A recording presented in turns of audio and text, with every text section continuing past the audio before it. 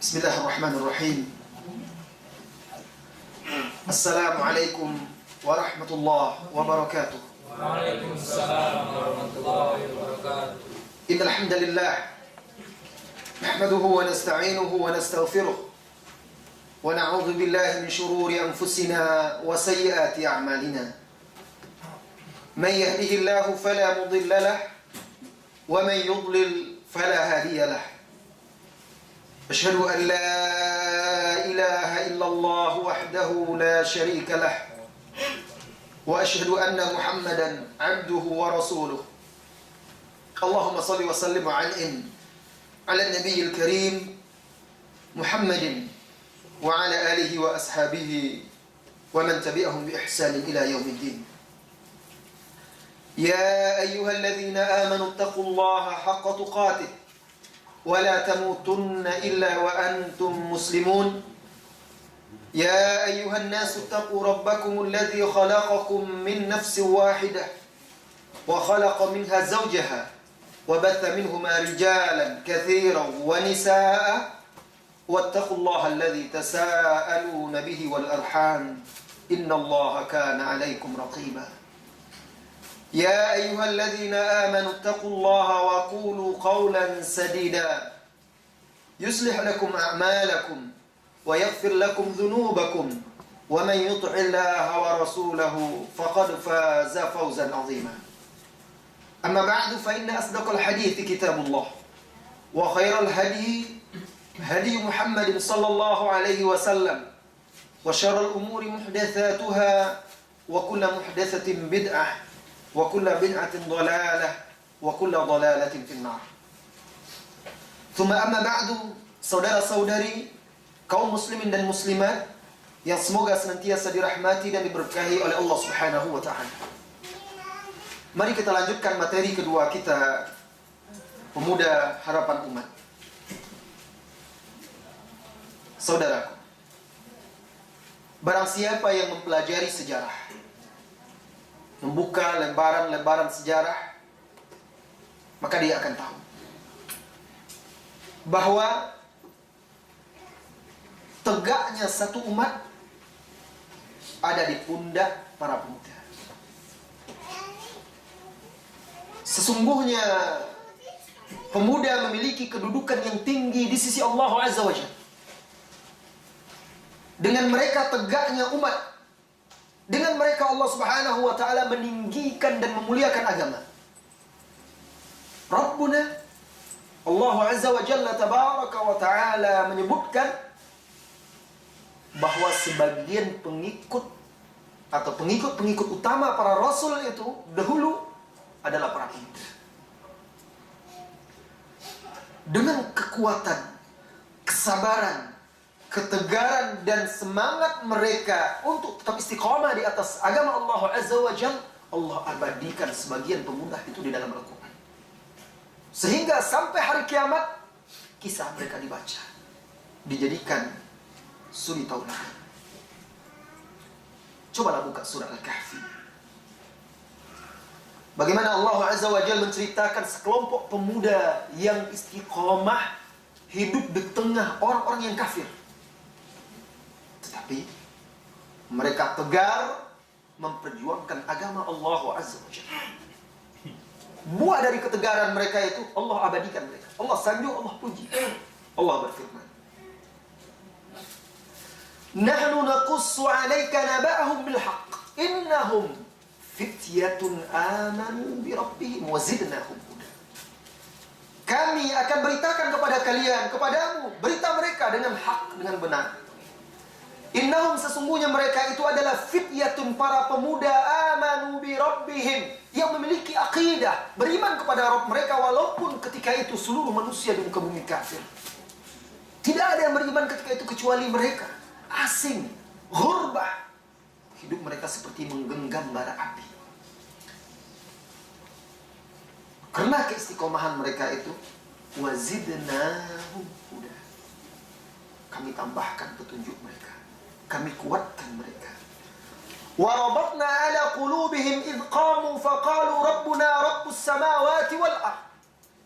Dan kami ikat hati mereka Maksudnya kami satukan hati mereka. Tatkala mereka qamu berdiri tegak menyerukan. Qalu mereka berkata, Rabbuna Rabbus samawati wal ardh. Rabb kami adalah pencipta langit dan bumi. Dialah satu-satunya yang berhak untuk diibadati. Walan nad'u min dunihi ilah. Kami tidak akan menyeru selain daripadanya sebagai ilah yang kami ibadati. Keimanan, tauhid yang mereka pertahankan di hari seluruh manusia kafir. Hanya segelintir pemuda itu tetap mengikuti ajaran nabi-nabi sebelum mereka.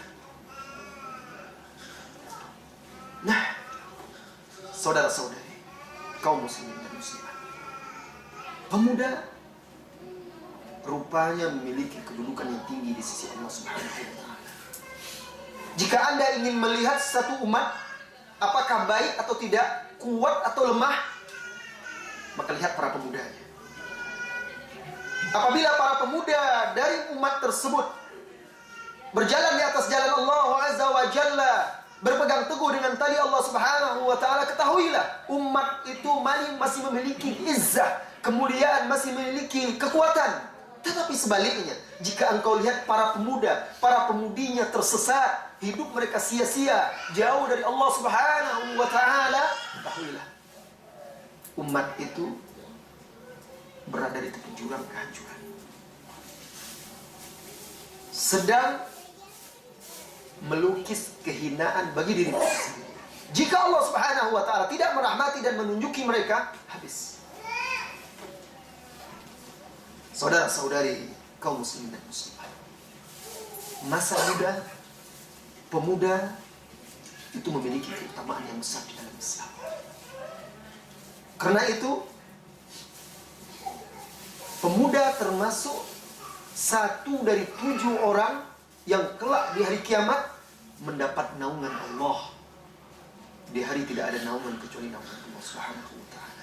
Ada 7 disebutkan dalam hadis Bukhari dan Muslim itu. Sab'atun yuzilluhumullah yauma la zilla illa zilluh. Ada 7 orang, 7 golongan, 7 kelompok yang kelak di hari kiamat di mahsyar, ketika matahari didekatkan ke kepala manusia dengan jarak 1 mil. Jangan dipikir mil di sini adalah mil ukuran kita. Karena di dalam beberapa riwayat sahabat mengatakan, saya tidak tahu mil yang dimaksudkan oleh Rasulullah itu adalah milun masafah, mil jarak tempuh, ataukah mil celak. Jadi celak, ibu-ibu ya, saudariku, celak itu kan biasanya ada lidinya itu untuk dianukan ke mata. Itu mil juga namanya dalam bahasa Arab. Bayangkan kalau sedekat itu, na'udzubillah.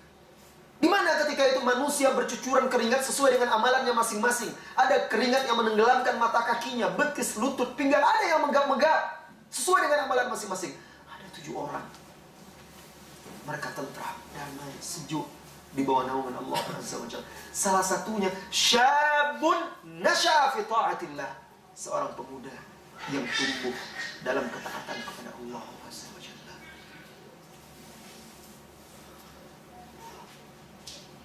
Dan juga Rasulullah SAW pernah bersabda, hadis yang juga diriwayatkan oleh Imam Al-Bukhari di dalam kitab sahihnya dari Ibnu Abbas radhiyallahu anhuma.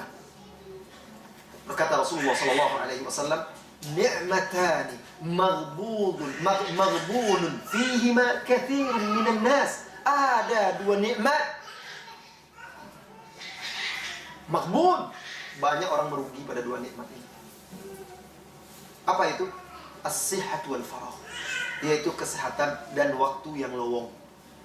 Tidak diragukan lagi, kesehatan dan waktu yang lowong itu banyaknya adalah pada pemuda.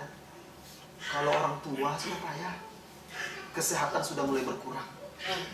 Nah, ikut-ikut pula menghafal Al-Quran. Banyak itu bapak-bapak itu punya semangat luar biasa, ingin belajar bahasa Arab. Dikasih PR kok menghafal kosakata, tidak sanggup lagi udah. Hafal hari ini 1 halaman, petang nanti lupa. Tapi anak muda masih punya kesehatan, kekuatan. Waktu kosong juga, orang tua itu waktunya sudah banyak untuk ini, untuk itu, dan segala macam. Dan tidak diragukan lagi, hanya ada pada pemuda nikmat tersebut. Dan jangan bayangkan pemuda itu hanya anak usia 20, 25, 30. Masa muda itu puncaknya 40 tahun. Itu masih pemuda. 40, 23 masih pemuda itu.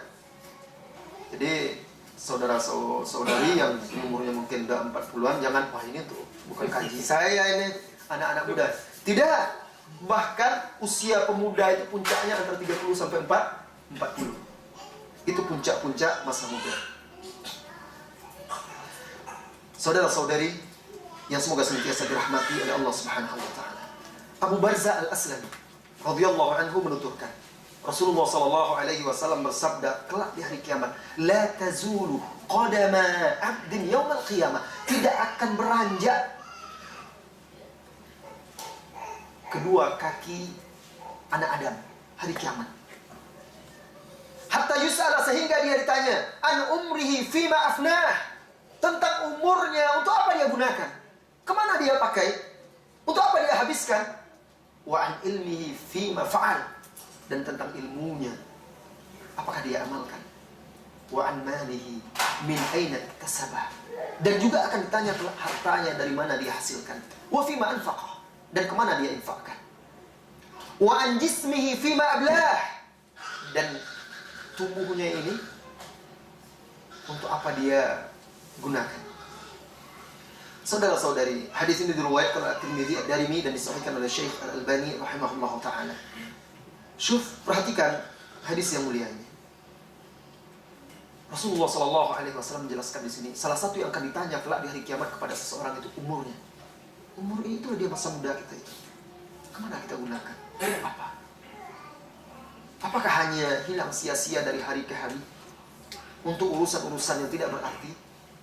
Ataukah betul-betul kita gunakan seperti dahulu salafus saleh, memanfaatkan umurnya untuk kemuliaan agama Allah Azza wa Jalla? Dahulu salafus saleh, mereka adalah generasi muda ketika mereka mendampingi Rasulullah SAW berdakwah. Mereka yang berdiri di sisi kanan, kiri, di depan dan di belakang Rasulullah SAW berjuang. Hanya sedikit di antara mereka ketika itu yang sudah tua. Mayoritas mereka adalah anak-anak muda. Coba lihat Abu Bakar, yang paling dituakan di antara para sahabat. Berapa usianya ketika dia masuk Islam? Belum lagi 40 tahun. Ketika dia masuk Islam belum lagi 40 tahun. Kemudian lihat Umar bin Khattab radhiyallahu anhu. Umar masuk Islam wa umruhu, dan umurnya ketika itu 26 tahun. Ketika Umar masuk Islam, pemuda. Belum lagi 30 tahun. Siapa lagi sahabat yang lainnya? Utsman bin Affan radhiyallahu anhu, lebih sedikit 20 tahun. Lebih muda dia daripada Umar. Ali, itu semua sahabat utama, masuk Islam umurnya 7 tahun. Sudah berjuang untuk agama Allah Azza wa Jalla. Bahkan menyiapkan dirinya sebagai martir. Yang penting Rasulullah SAW selamat. Dia siap mati untuk itu. Semua itu sahabat-sahabat utama yang akhirnya menjadi orang-orang yang paling mulia setelah Rasulullah SAW menapaki jalan petunjuk dan hidayah ini. Perjuangan mereka mulai ketika mereka menjadi seorang pemuda. Jadi jangan kira ini perjuangannya hanya untuk orang-orang tua saja. Tidak. Bahkan anak-anak muda lah yang sebenarnya lebih banyak dituntut untuk memperjuangkan agama Allah Azza wa Jalla. Sahabat-sahabat yang lainnya, sisa 10 orang yang dijamin masuk surga itu juga pemuda. Abu Ubaidah Al-Jarrah, Abu Ubaidah Ibnul Jarrah, umurnya belum lagi 30 tahun ketika masuk Islam. Begitu juga Abdurrahman bin Auf, tidak sampai 25 tahun umurnya, di atas 20. Nah, itu semua adalah para pemuda. Dan di sini saya akan tampilkan beberapa contoh pemuda-pemuda yang telah menorehkan tinta emas dalam sejarah Islam, agar bisa menjadi contoh bagi pemuda-pemuda di zaman sekarang. Di saat umat Islam kehilangan para pemuda-pemuda yang mengemban agama ini. Hanya sedikit. Yang sedikit itu pun kadang tidak mengerti dan tidak paham apa yang harus mereka lakukan, bagaimana mereka berbuat. Lihat ini para pemuda-pemuda Islam, harapan umat yang dahulu telah membuat Islam ini jaya dan mulia.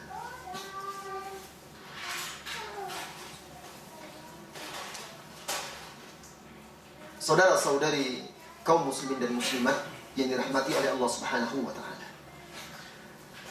Ali bin Abi Thalib, sebagaimana yang saya katakan tadi, masuk Islam di usia 7 tahun.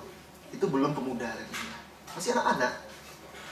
Tetapi dia terus bermulazamah, mendampingi Rasulullah sallallahu alaihi wasallam, menimba ilmu, menimba akhlak dan segala hal dari Rasulullah sallallahu alaihi wasallam. Al-Imam Al-Bukhari meriwayatkan dari Ibrahim bin Sa'd dari ayahnya. Qala an-nabiy sallallahu alaihi wasallam li Ali. Rasulullah sallallahu alaihi wasallam berkata kepada Ali, "Ama tarda an takuna minni bimanzilati Harun min Musa?" Hai Ali, apakah engkau ridha jika kedudukanmu di sisiku seperti Harun di sisi Musa? Nah, kedekatan Rasulullah SAW kepada beliau itu, walaupun beliau masih muda, kecil, mengangkat beliau, bahkan mengalahkan kaum laki-laki dewasa hari ini. Jauh sekali. Di awal-awal periode dakwah, ketika usianya antara 7 sampai 10 tahun, Ali sudah sibuk untuk mengajak manusia berdakwah antara 7 sampai 10 tahun. Dia sudah sibuk berdakwah di Mekah itu, mendampingi Rasulullah SAW dalam keterasingan di tengah orang-orang kafir. Apa yang dikerjakan oleh Ali di masa-masa itu antara usia 7 sampai 10 tahun itu? Dicarinya orang-orang asing di Mekah itu, diawasi siapa pendatang-pendatang. Kenapa? Karena berdakwah kepada pendatang itu lebih mudah. Adapun orang-orang kafir Quraisy, kefanatikan mereka kepada agama nenek moyang mereka menyembah berhala itu menyulitkan. Maka Ali bin Abi Thalib itu dicarinya orang-orang pendatang yang butuh bantuan. Nah, ini yang didakwahi.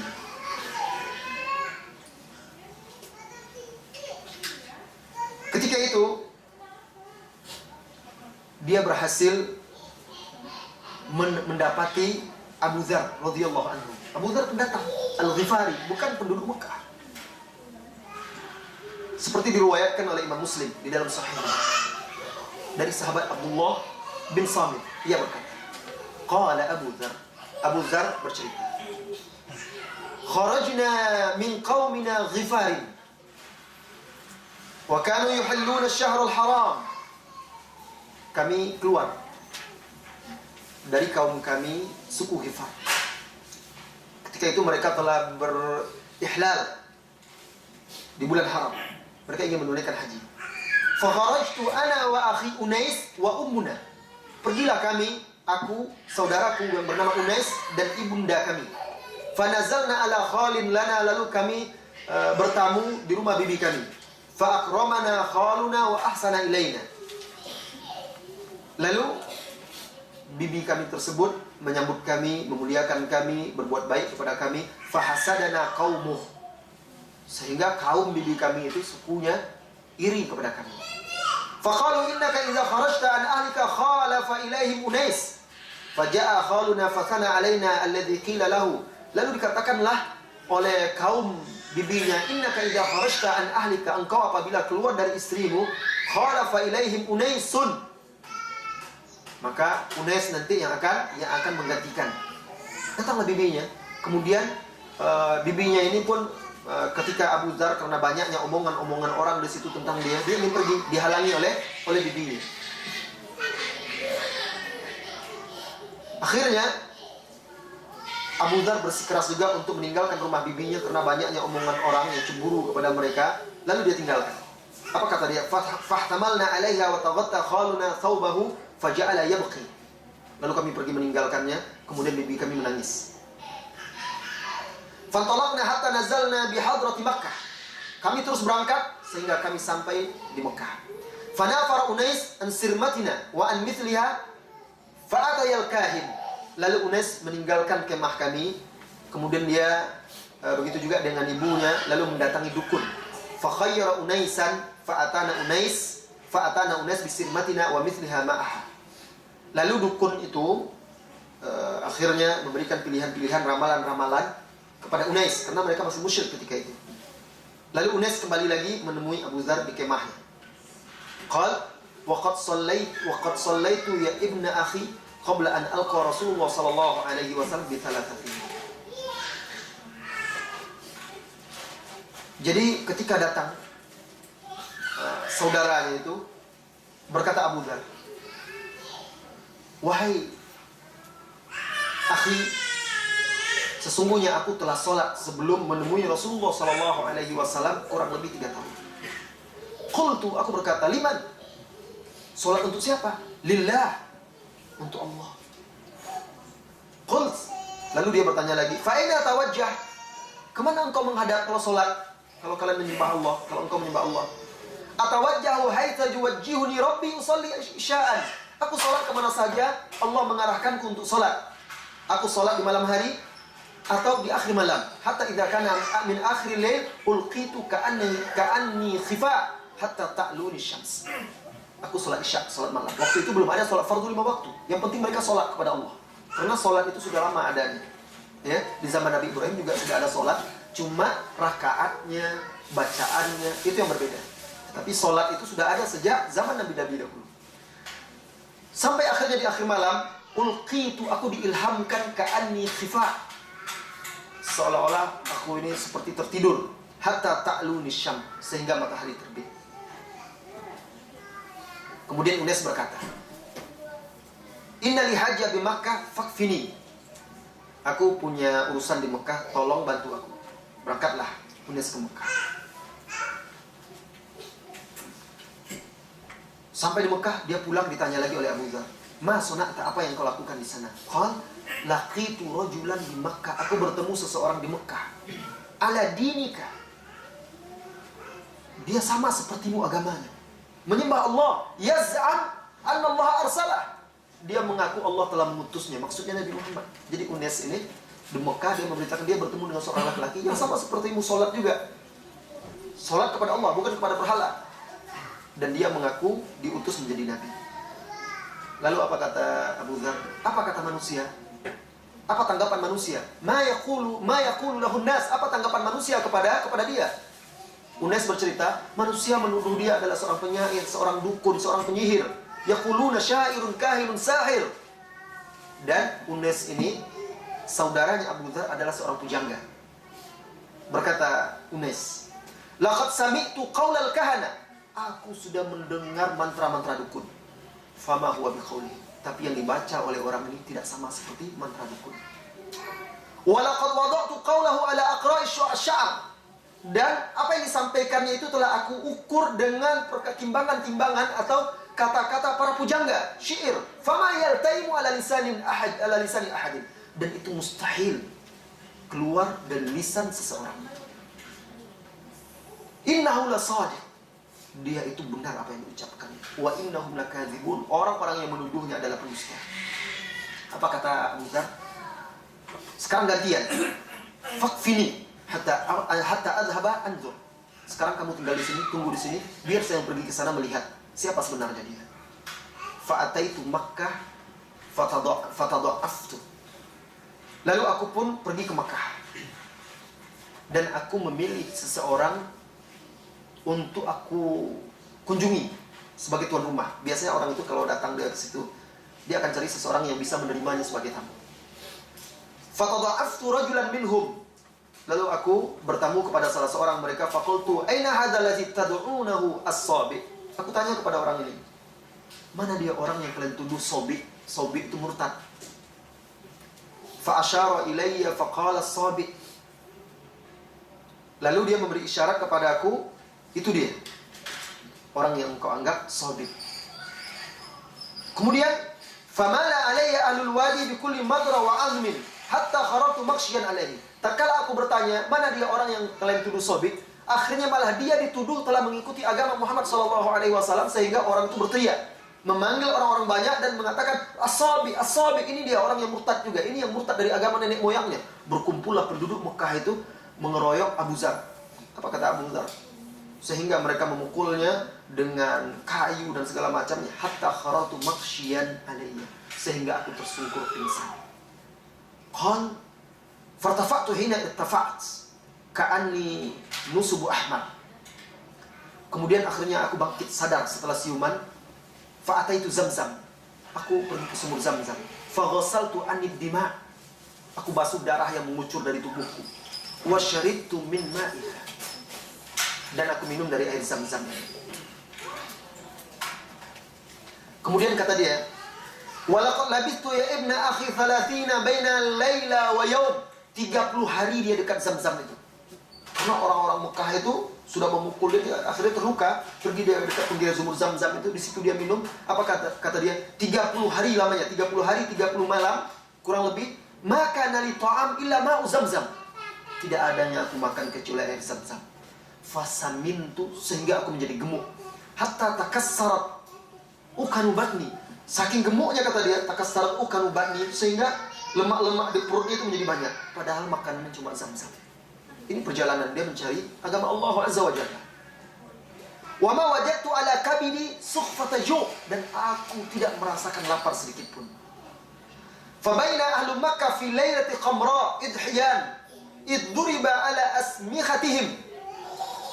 Kemudian suatu malam yang terang benderang,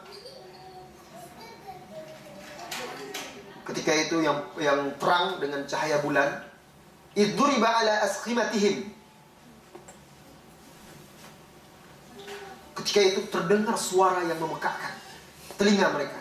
Fama yatufu bil baiti ahadun, dan tidak seorang pun yang tawaf ketika itu di sekeliling Ka'bah. Illa ahadun wa imra'ataini minhum, kecuali ada satu orang dan dua orang wanita.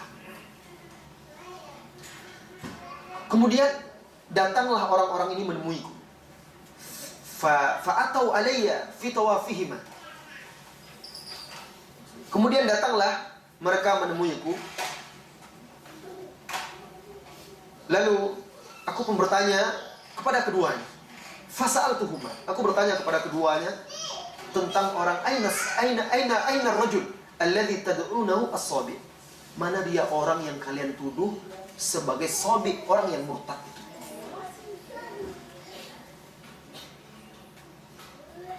Kemudian mereka berkata, as-sabi'u bainal ka'bati wa astariha. Orang yang kau maksud sabik itu ada di antara Ka'bah dan sitir kelambungnya. Rasulullah SAW sering berdoa di multazam. Multazam itu di sana beliau menempelkan badannya antara pintu Ka'bah dan Hajar Aswad. Itu salah satu tempat yang mustajab. Rasulullah SAW sering berdoa di multazam tersebut. Orang yang berdua itu berkata lagi, qala ta innahu qala lana kalimatan tamla'ul fam. Sabi, orang yang sabi itu menyampaikan kata-kata yang memenuhi mulutnya. Kemudian Abu Zar terus menanti-nanti saat munculnya Rasulullah SAW. Apa kata dia? Waja'a Rasulullah SAW hatta istalama al-hajar wa tafa bil baiti huwa wa sahibuhu. Kemudian muncullah Rasulullah SAW mencium Hajar Aswad, kemudian tawaf bersama Abu Bakar. Summa shalla falamma qada salatahu qala Abu Dzar, tatkala selesai Rasulullah SAW salat, Abu Dzar berkata, fakuntu ana awwalu man hayyahu bi tahiyyatil Islam. Akulah orang yang pertama mengucapkan salam kepada beliau. Faqultu assalamu alayka ya Rasulullah. Jadi Abu Dzar ini sebenarnya 3 tahun sebelum bertemu Rasulullah dia sudah mencari kebenaran itu. Akhirnya itu hari pertama dia bertemu dengan Rasulullah SAW, dia ucapkan, assalamu alayka ya Rasulullah. Rasulullah menjawab, wa alayka wa rahmatullah. Thumma qal, man anta? Rasulullah bertanya, siapa engkau? Qultu min Ghifar. Dari suku Ghifar ya Rasulullah. Apa kata Abu Dzar? Fa ahwa bi yadihi fa wada'a asabi'ahu ala jabhatihi. Lalu Rasulullah SAW menempelkan jari jemarinya, meletakkan tangannya di keningnya. Melihat Rasulullah bersikap seperti itu, Abu Dzar mengira bahwa Rasulullah tidak suka kalau Abu Dzar menisbatkan dirinya kepada suku Ghifar. Lalu aku pun menggenggam tangan Rasulullah SAW. Lalu Rasulullah SAW menoleh kepada Abu Dzar, kemudian berkata, mata kunta hahuna? Sejak kapan engkau berada di sini? Qultu qad kuntu hahuna mundu 30 baina lailah wa yaum. Sejak 30 hari yang lalu aku sudah di sini. Faman kana yut'imuka? Siapa yang memberimu makan? Qultu ma kana li ta'am illa ma'u Zamzam. Tidak ada yang aku makan kecuali air Zamzam. Fasamintu, sehingga aku menjadi gemuk seperti ini. Wa ma ajidu ala kabidi sukhfata ju'. Aku tidak merasakan di lambungku rasa lapar. Apa kata Rasulullah sallallahu alaihi wasallam? Innaha mubarakatun, innahu ta'amu tu'min. Air Zam-Zam itu diberkahi. Dia adalah makanan yang mengenyangkan. Lalu Abu Bakar berkata kepada Rasulullah sallallahu alaihi wasallam, "Ya Rasulullah, idzan li fi ta'amihi lailah." Wahai Rasulullah, izinkan aku memberi dia makan malam ini. Lalu berangkatlah Rasulullah sallallahu alaihi wasallam, Abu Bakar dan juga Abu Zar ikut bersama Rasulullah dan Abu Bakar. Fafataha Abu Bakar baban, lalu Abu Bakar membuka pintu. Kemudian sebuah pintu, lalu dia di sana mengambil zabib. Zabib itu apa ya? Anggur yang kering. Anggur yang kering termasuk makanan pokok di Arab. Yakhbid lana min zabibit Taif. Diambilnya satu genggaman. Wa kana dzalika awwal ta'amin akaltuhu biyah. Itu hari pertama aku makan. 30 hari tidak ada yang bisa dia makan. Dia tidak ada kenal siapa-siapa. Bahkan dia dituduh pengikut Nabi Muhammad SAW sehingga disiksa. Summa ghabartu summa ataitu Rasulullah SAW. Kemudian aku mendatangi Rasulullah SAW. Faqal innahu qad wujjihat li ardu dhatu nakhlin la uraha illa Yathrib. Apa kata Rasulullah SAW? Sesungguhnya aku diperlihatkan oleh Allah suatu negeri yang penuh dengan korma, dan aku yakin itu adalah Yathrib. Fahal anta muballighun anni qaumaka? Apakah bisa engkau, hai Abu Dzar, engkau menyampaikan kepada kaummu dariku, asallahu ayanfa'ahum bika wa ya'juruka fihim. Mudah-mudahan Allah memberikan manfaat kepada mereka denganmu dan juga memberikan engkau pahala karena berdakwah kepada mereka. Jadi Abu Dzar diutus akhirnya oleh Rasulullah SAW untuk berdakwah kepada kaumnya. Kemudian selama dia di Mekah, setelah dia masuk Islam itu, akhirnya dia ditampung oleh Ali bin Abi Thalib radhiyallahu anhu. Setelah dia diberi makan oleh Abu Bakar dan segala macam, Ali bin Abi Thalib yang mengurus dia, mengajarkan dia yang lain-lainnya. Sampai akhirnya dia pulang lagi ke Ghifar dan dia berdakwah sampai akhirnya suku Ghifar itu semuanya masuk Islam. Ketika itu usia Ali bin Abi Thalib baru antara 7 sampai 10 tahun, dan Abu Dzar ketika itu usianya belum lagi 30 tahun. Semuanya adalah anak-anak muda. Ali bin Abi Thalib, seorang pemuda yang memiliki kekuatan, keperkasaan. Bukan hanya jiwa, hati, bahkan juga beliau orang yang kuat secara fisik. Sampai anak keturunan dia juga adalah orang-orang yang kuat. Dalam perang Khandaq, jadi perang Khandaq itu kan sudah digali parit-parit. Tidak ada orang-orang musyrikin yang bisa lolos, tetapi ada beberapa orang ahli-ahli perang mereka, pahlawan-pahlawan orang Quraisy itu yang bisa lolos. Di antaranya adalah Amr ibn Wud, yang kehebatan dia berperang di dalam sejarah disetarakan dengan 100 orang. Berhasil dia lolos. Di atas kudanya dia berjalan di depan pasukan kaum muslimin dengan angkuh dan sombong dia menantang, hal min mubaris, siapa di antara kalian yang berani melawan saya? Tidak ada seorang pun sahabat Rasulullah SAW yang berdiri. Nah, berdiri Ali bin Abi Thalib. Karena dilihatnya tidak ada seorang pun yang berdiri. Berdiri dia, umurnya belum lagi 20 tahun. Apa kata Rasulullah SAW? Ya Ali, innahu ibnu Wud. Ali, itu adalah ibnu Wud, bukan orang sembarangan. Duduk. Duduk lagi Ali. Ditantang lagi, siapa di antara kalian yang melawan saya? Hal bin mubaris. Tidak seorang pun sahabat yang bergerak. Berdiri lagi Ali, disuruh duduk lagi oleh Rasulullah SAW. Sampai yang ketiga akhirnya Ali berkata, ana lahu ya Rasulullah, saya yang melawan dia sekalipun dia ibnu Wud. Para sahabat Nabi itu adalah para pemuda-pemuda yang pemberani untuk menegakkan agama Allah SWT. Sampai ketika dia maju pun ditertawakan oleh Amr ibn Wud. Bahkan, siapa engkau? Disebut saya fulan-fulan. Pulanglah engkau wahai anak saudaraku. Pulanglah engkau kembali kepada ibumu. Ditertawakan dia oleh Amr ibn Wud itu karena anak kecil, anak remaja, belum lagi 20 tahun. Sampai akhirnya terjadi pertempuran itu, dan beliau radhiyallahu anhu berhasil mengalahkan Amr ibn Wud itu dan membunuhnya. Ali bin Abi Thalib yang dikatakan di dalam Bukhari dan Muslim dari Sahal bin Sa'ad, yang dikatakan oleh Rasulullah SAW, hari perang Khaybar, la'utiyanna rayata ghadan rajulan yuftahu ala yadayhi yuhibbullaha wa rasulahu wa yuhibbuhullahu wa rasuluh. Jadi ketika Khaybar sudah terkepung, belum juga berhasil ditaklukkan, akhirnya Rasulullah mengumpulkan pasukannya. Apa kata Rasulullah? Besok saya akan berikan panji-panji bendera. Bendera itu diserahkan, biasa bendera pasukan, kepada panglima, kepada seseorang yang Allah berikan kemenangan di tangan dia. Dia dicintai oleh Allah dan Rasulnya, dan dia juga mencintai Allah dan Rasulnya. Rasulullah tidak menyebutkan nama. Mendengar itu, seluruh para sahabat membusungkan dada, berharap mereka yang diberi bendera. Kenapa? Karena orang itu dicintai oleh Allah dan Rasulnya. Sampai ada yang jinjit, semuanya menegakkan kepalanya, berharap dia yang dipilih. Tugas mulia.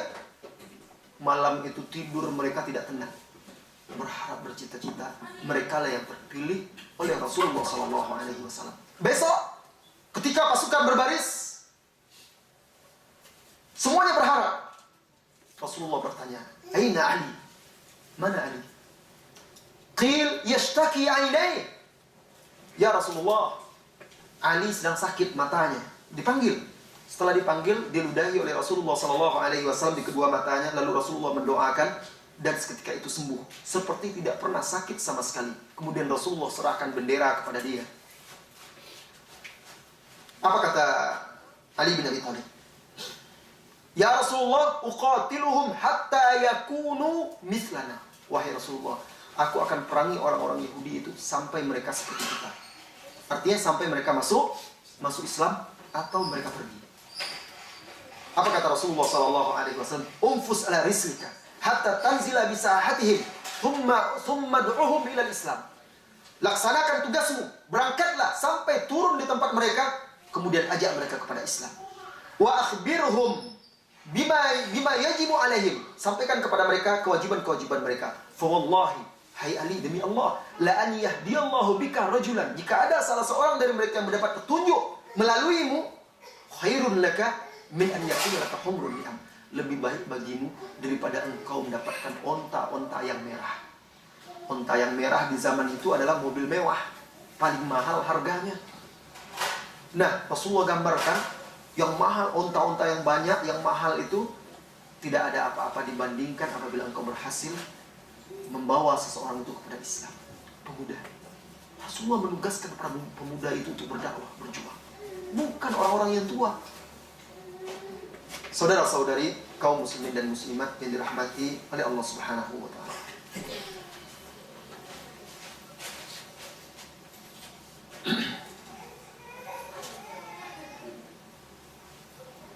Ali bin Abi Thalib radhiyallahu anhu ini, beliaulah yang menikahi sebaik-baik wanita setelah Maryam, Fatimah binti Muhammad sallallahu alaihi wasallam.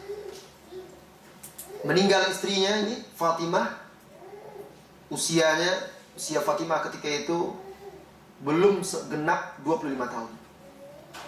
Dan cukuplah bagi dia, Fatimah juga pemudi yang juga berjuang bersama Rasulullah SAW, yang sabar mendampingi Rasulullah SAW, ikut merasakan pahit getirnya di medan dakwah.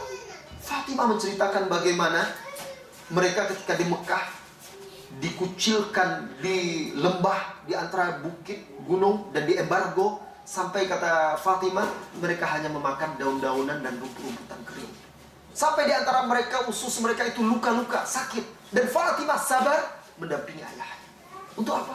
Untuk agama Allah Azza wa Jalla. Semuanya para pemuda, semuanya adalah para pemudi.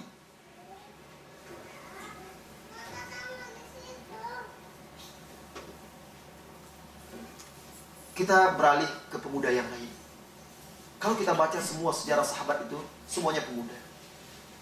Di perang Badar, Rasulullah SAW berdiri memberi semangat, memotivasi para sahabat untuk berjuang. Dan Rasulullah SAW juga memberitakan barang siapa yang mati syahid hari itu akan mendapatkan surga seluas langit dan bumi. Ada seorang sahabat yang bernama Umair ibn al-Hamam. Tiba-tiba dia berdiri mendengar Rasulullah SAW berkata seperti itu. Dia berkata, "Ya Rasulullah, innali al-jannah in qutil." Ya Rasulullah, kalau saya terbunuh, apakah saya mendapatkan surga? Rasulullah SAW menjawab, "Na'am, ya." Fashadda ala a'da'illah makanahu fastashhad. Maka majulah dia berperang dan dia gugur sebagai syahid ketika itu. Dan dia adalah orang yang pertama syahid. Kemudian datanglah Al-Aswad bin Abdul Asad Al-Makhzumi, bersumpah dengan berhala-berhalanya bahwa dia akan minum dari telaga yang dibuat oleh Nabi Muhammad SAW, dan akan yang dibuat oleh Nabi Muhammad dan para sahabatnya, dan akan menghancurkannya. Jadi dalam perang Badar itu kaum muslim berhasil menguasai sumur Badar. Lalu air itu mereka arahkan, mereka buat telaga. Sementara orang-orang kafir tidak dapat air karena kaum muslimin lebih dahulu menguasai. Apa kata Al-Aswad bin Abdul Asad Al-Makhzumi ini? Dia bersumpah demi Lata dan Uzza ketika itu dia akan rebut dan minum dari telaga Muhammad SAW itu, telaga Badar itu, dan akan dihancurkan. Maju dia, mendekat. Ketika dia mendekat, dihadang oleh Hamzah bin Abdul Muttalib. Hamzah juga, walaupun paman Rasulullah SAW, usianya pun masih muda. Belum lebih lagi ketika itu usianya 50 atau 45 tahun. Masih para pemuda.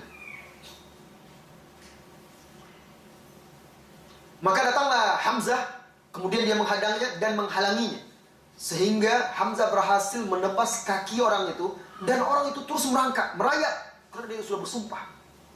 Hatta waqa'a fi jawfil hut, sehingga orang kafir itu, Al-Aswad bin Abdul Asad Al-Makhzumi itu merangkak, merayap, dan terjatuh ke dalam telaga itu.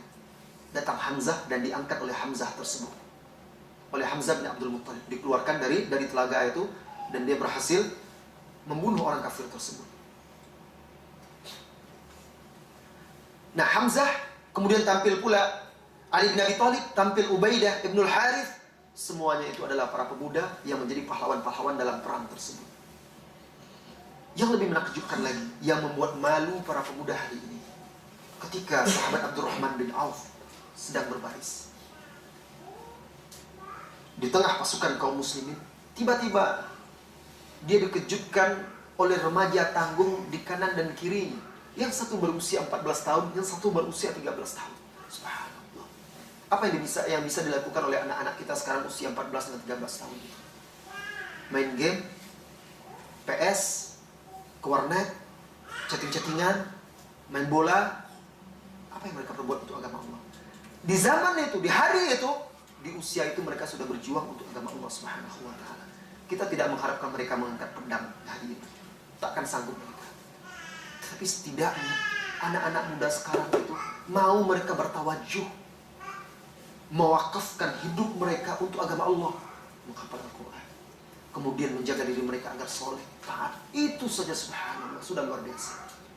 14 tahun, 13 tahun ketika itu, yang satu bernama Mu'ad, yang satu lagi bernama Mu'awith. Dicoleknya Abdurrahman bin Auf sambil berkata, "Ya Am, wahai paman, dullani ala Abi Jahlin, tunjukkan mana itu Abu Jahal." Heran Abdurrahman bin Auf. Ngapain anak ini? Ditanya, apa yang kau perbuat dengan Abu Jahal nanti? Aku dengar balaghani annahu sabballaha wa rasulah. Aku dengar Abu Jahal ini mencela, menghina Allah dan Rasulnya. Kenapa dia bisa mengatakan seperti itu? Karena akidah. Dia kecil sudah paham akidah. Bagaimana mungkin anak hari ini, remaja hari ini, pemuda hari ini akan mengatakan itu, sementara mereka lebih kenal Ronaldo, Cristiano, ini artis-artis apa semuanya lebih kenal daripada Rasulullah SAW. Bagaimana mungkin mereka mengatakan saya akan bela sunnah Rasulullah SAW, sementara mereka tidak mengenal Rasulullah SAW. Anak ini kecil, usia segitu, dia berkata, aku dengar Abu Jahal ini mencela Allah dan Rasulnya. Wallahi, demi Allah, tidak akan ada yang memisahkan antara saya dengan dia sampai salah seorang dari kami mati. Anak seperti apa ini? Sekarang usia 14 tahun itu bisanya lari sana, lari sini, kemudian main dengan cewek-cewek remaja itu, ABG. Itulah kehidupan anak remaja sekarang di negeri kita. Tidak semua ada, tetapi sedikit. Kalau yang ada pun, mereka masih saja terpengaruh oleh budaya-budaya yang tidak baik. Begitu juga Muawis yang di sebelah kiri juga berkata seperti itu. Sampai akhirnya nampak Abu Jahal berperang dengan gagah berani, banyak kaum muslimin yang terluka. Lalu dia katakan, itu dia orang yang kalian cari. Hada sahibukuma. Langsung mereka berebut-rebut, berlomba-lomba memburu Abu Bakar, bagikan 2 ekor anak elang yang memangsa musuh. Sampai akhirnya mereka berhasil menjatuhkan Abu Jahal berlumur darah. Dengan bangganya mereka seret pedang mereka itu menemui Rasulullah SAW. Bangga mereka telah berhasil menjalankan tugas. Lalu dia berkata, ana qataltu Aba Jahlin. Kata yang satu lagi, saya yang membunuh Abu Jahal. Kata yang satu, saya ya Rasulullah yang membunuh Abu Jahal. Apa kata Rasulullah? Ajal, baiklah. Apakah pedang kalian hapus, kalian bersihkan? Belum. Lihat ke sini. Kedua pedangnya berlumur darah. Apa kata Rasulullah? Kilakuma. Kalian berdua telah membunuhnya. Siapa dia? Mu'ad dan Mu'awiz. Berapa usia dia? 14 dan 13. Berapa usia saya? Berapa usia Anda? Apa yang telah kita perbuat untuk agama Allah Azza wa Jalla?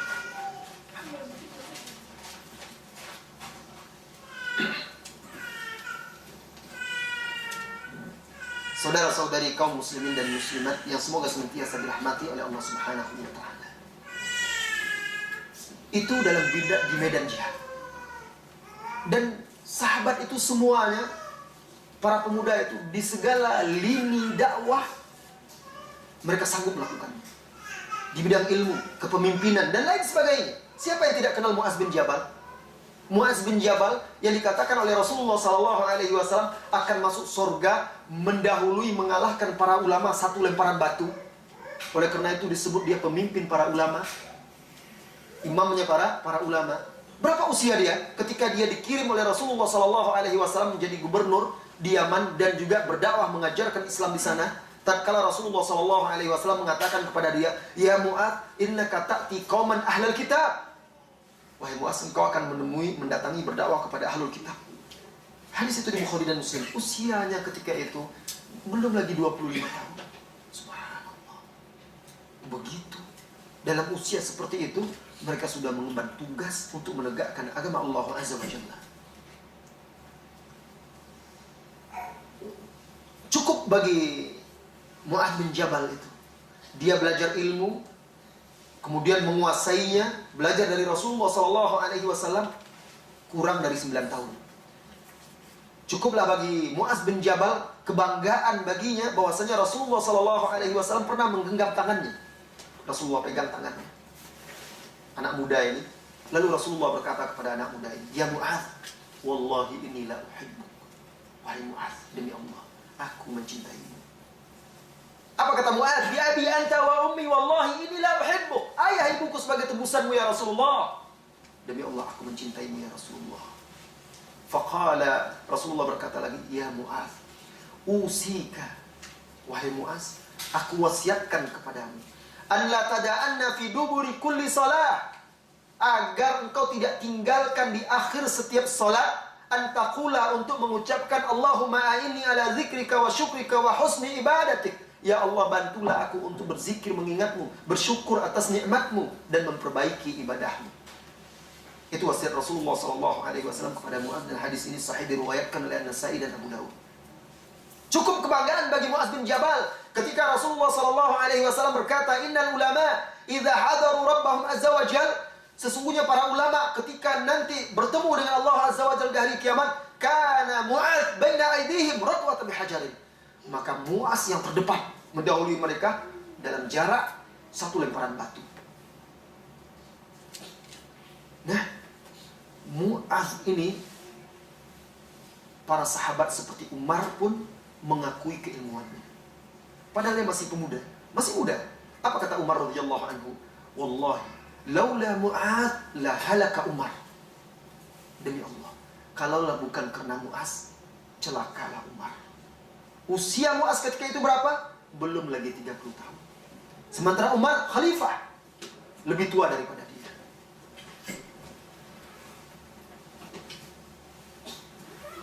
Dalam perang Ajnadin, jadi dia juga ulama dan juga mujahid. Mu'az bin Jabal berada di sayap kanan, berperang dengan gagah berani, sabar dan tegar. Ketika itu kaum muslimin jumlahnya sedikit, sementara kaum Romawi, kafir Romawi banyak sekali. Nah, ketika sedang berperang itu, qadar Allah pertemukan panglima Romawi itu bertemu dengan Mu'az bin Jabal. di sayap kanan pasukan. Lalu berkatalah panglima Romawi ini kepada Muaz bin Jabal. Jadi Muaz bin Jabal memimpin pasukan di sayap kanan. Uhuruk bi jaishika wa furra ila sya'fil jibal. Hai, kata panglima Romawi itu, betrik Romawi itu. Bawa pasukanmu lari sebelum saya hancurkan. Bersembunyilah di puncak-puncak gunung. Apa kata Muaz bin Jabal menjawab? Amma ila sya'fil jibal fala. Adapun ke puncak-puncak gunung kami tidak akan ke sana. Walakin, akan tetapi lan tarawna illa fi hawasil at-tayri wa butunis siba. Engkau tidak akan melihat kami kecuali di paruh-paruh burung atau di perut-perut binatang buas. In qaddarallahu lana syahada. Jika Allah berikan anugerahkan kepada kami mati syahid. Walan yabqa minna rajulun, dan tidak akan ada lagi tersisa seorang pun dari kami. Au an nukhrijakum min biladikum azilatan saghirin. Atau kalau kami tidak mati, kami akan usir kalian dari negeri ini dengan hina. Begitu keberanian dia.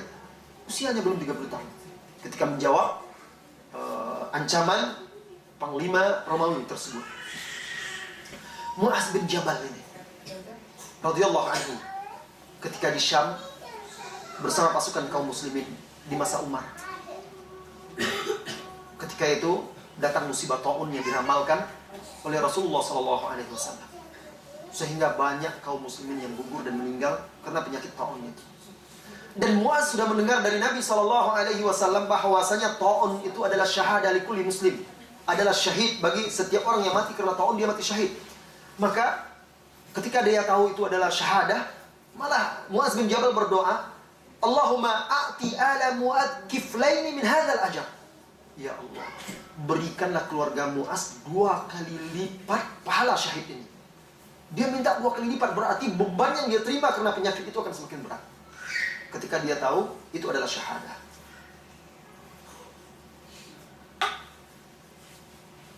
Dan dia punya anak namanya Abdurrahman. Abdurrahman ini usianya ketika itu belum lagi 10 tahun. Belum lagi 10 tahun. Lihat anak kita. 10 tahun itu apa yang dia bisa? Merengek-rengek saja baru. Iya.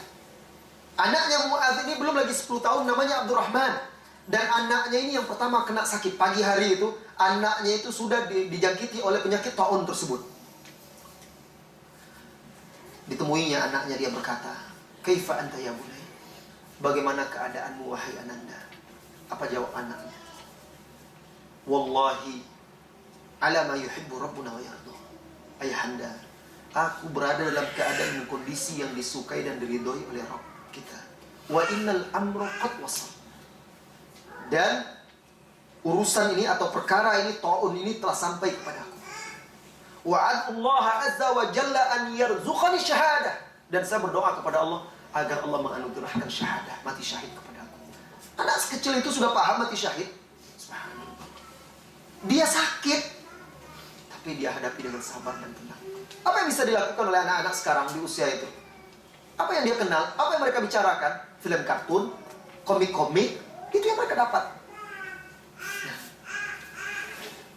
Berkata Muaz kepada anaknya, Satajiduni ya bunai insyaallah minas sabirin. Hai ananda, tenanglah. Engkau insyaallah akan dapatkan ayahmu ini orang-orang yang sabar. Anaknya sabar, bapaknya sabar. Anaknya tegar, bapaknya juga tegar. Subhanallah. Dari orang tua yang soleh akan lahir pula anak-anak yang soleh. Tidak sampai petang meninggal Abdurrahman ini. Lalu Muaz mengkafankannya dan menguburkannya. Setelah selesai dikuburkan, penyakit itu menular dan mengenai jari jemari, jari telunjuk Muaz bin Jabal. Lalu dilihatnya jari telunjuknya yang sudah terkena taun itu. Lalu dia berkata, Innaka, engkau hai jari telunjuk, alladhi usibat bihadat taun, engkau yang terkena taun ini, wallah innaka la ahabbu ilayya min taladil ardi dhahaba. Engkau wahai jariku yang terkena taun lebih aku sukai daripada emas yang memenuhi bumi. Sakit lebih dia sukai. Kenapa? Karena dia pernah dengar orang yang terkena penyakit taun itu kalau mati syahid. Nah, itu dia yang dia dampak-dampakan. Subhanallah. Kemudian mulailah penyakit itu menjalari tubuhnya.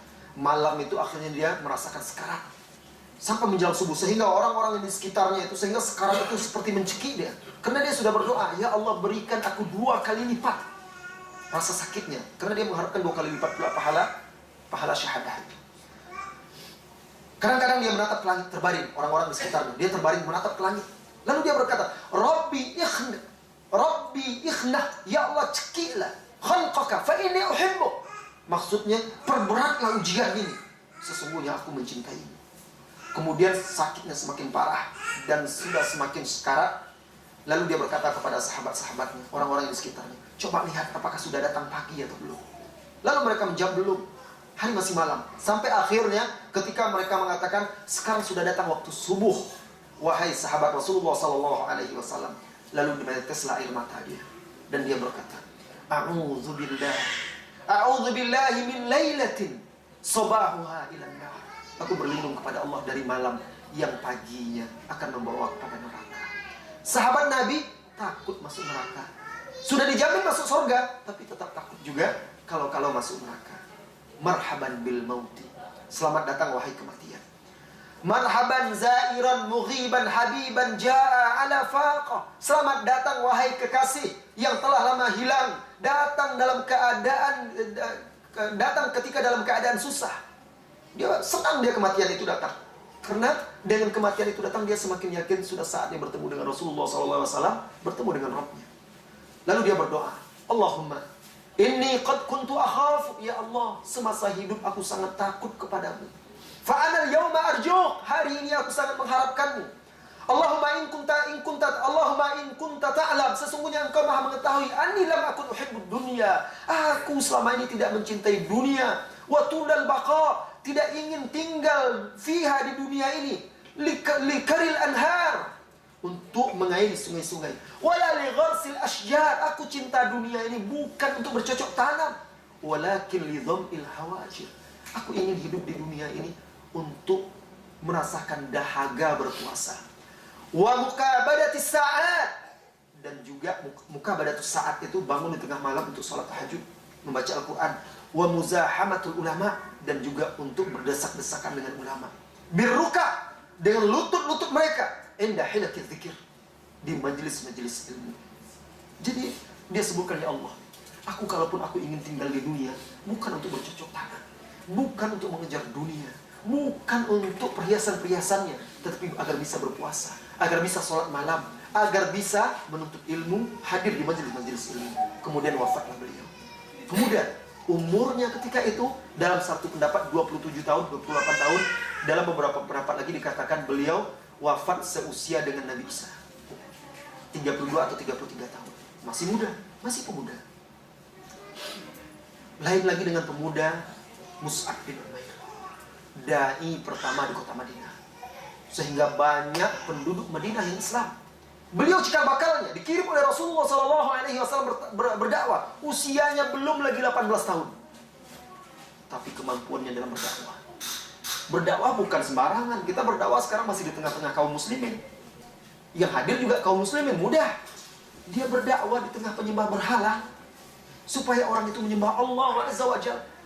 Bahkan sempat ketika dia sedang mengajar di salah satu kebun di kota Madinah itu, datang Usaid bin Khudair, datang Sa'ad bin Mu'az, marah, murka kepada dia, mengancam dia, disuruh pergi jika tidak dibunuh. Apa kata dia dengan tenang, anak muda? Anak muda sekarang mana ada kesabaran? Kalau sudah diancam begitu, kalau tidak emosi, gemetar, ketakutan. Itu anak muda sekarang. Wah, gak bisa lah ke situ. Nanti saya begini, nanti saya begitu. Bahaya nanti, ini, itu, takut saya. Kalau nanti saya kalau begini, diginikan orang. Kita dihantui oleh ketakutan. Mu'az bin Jabal ini yakin, dia tenang dia.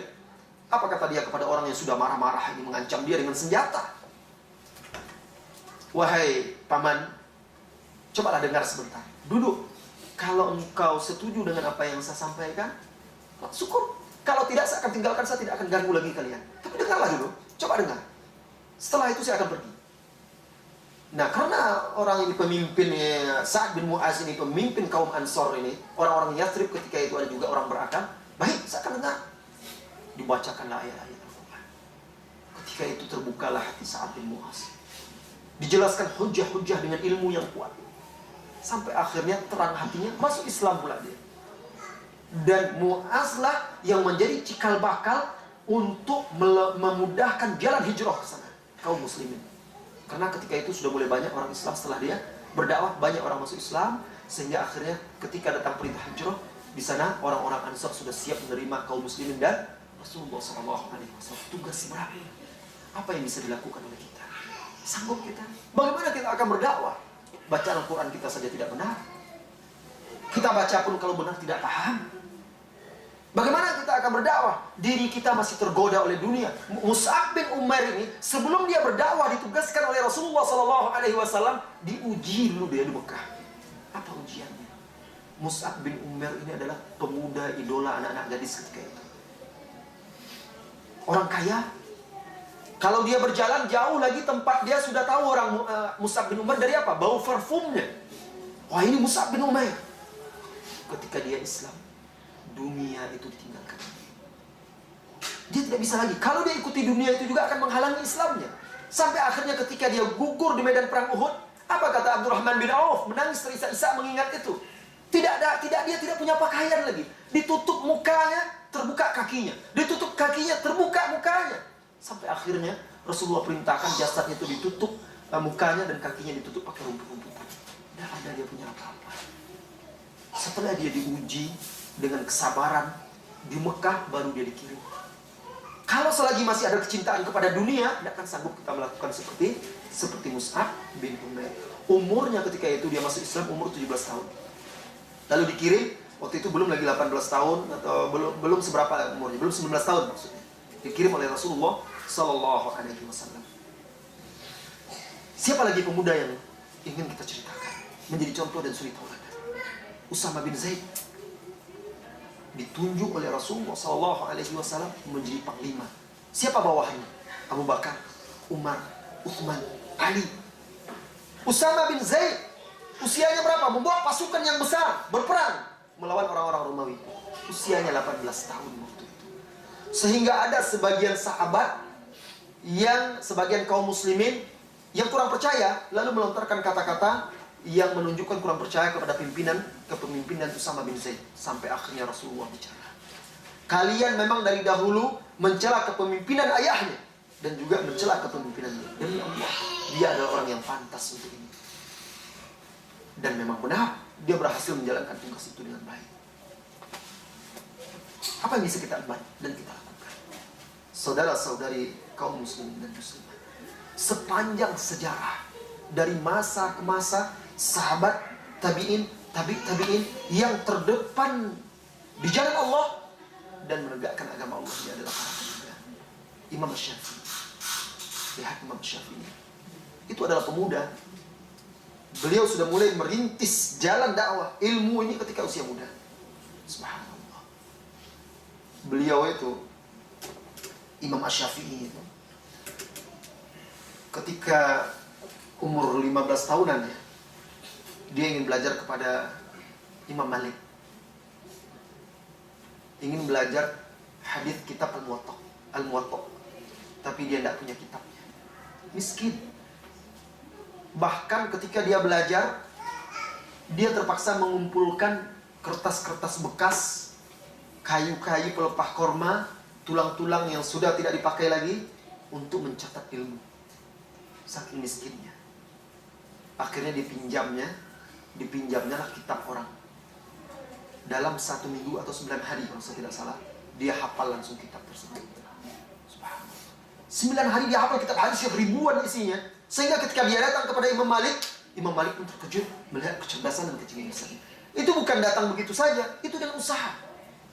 Para pemuda-pemuda ketika itu, para ulama-ulama tersebut bekerja keras.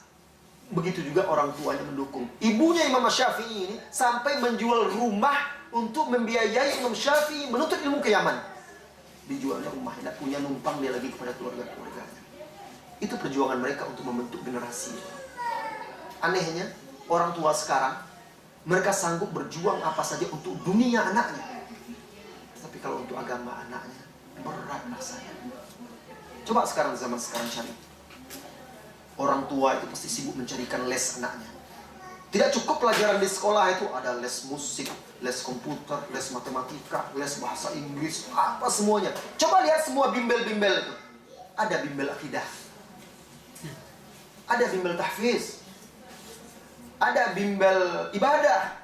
Mana ada orang tua mengleskan anaknya supaya bisa lancar baca Quran, supaya bisa ibadah yang benar, diantarkan dan segala macam. Tetapi kalau untuk ujian akhir sekolah berstandar nasional, wah itu duit silakan habis berapa saja. Tapi untuk ujian akhir alam barzah yang cuma 3 pertanyaan, tidak ingat orang tua. Bagaimana generasi itu akan diharapkan? Ujian akhir itu bukan ujian akhir sekolah itu, bukan tesis atau disertasi Anda, bukan itu ujian akhir Anda. Ujian akhir Anda ketika di alam barzah.